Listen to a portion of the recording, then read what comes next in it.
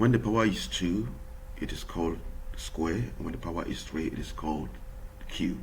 Any other number, for example, is called 3 to the power 4, and when this is 5, 3 to the power 5, and so on. So let's look at the first two basic laws. When you're multiplying indices, first check the bases. When the bases are the same, all you need to do is to add the powers. That is when the bases are not equal to 0. The same thing when we're dividing index or indices of the same base, all you need to do is to subtract the powers. So you can pause this video and see if you can use these laws to write this in simplest form. Hope you've done it. So let's check.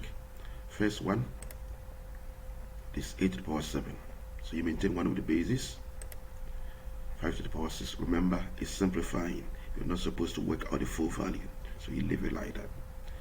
Note here there's power 1, but we don't write it. A number on its own has a power of 1. So when you add, you have 8.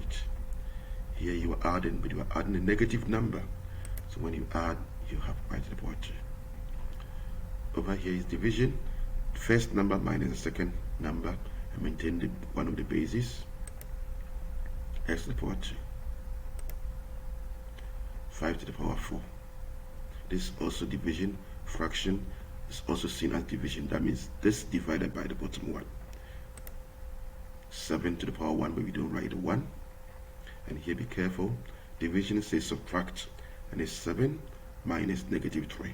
7 minus negative 3. It might be useful to write it down to see the rule properly. And two negatives, when they meet, becomes positive. So it's b to the power 10. So these are the first two rules. Somebody may ask, what do you do when you have a negative power? We'll look at that during the second session.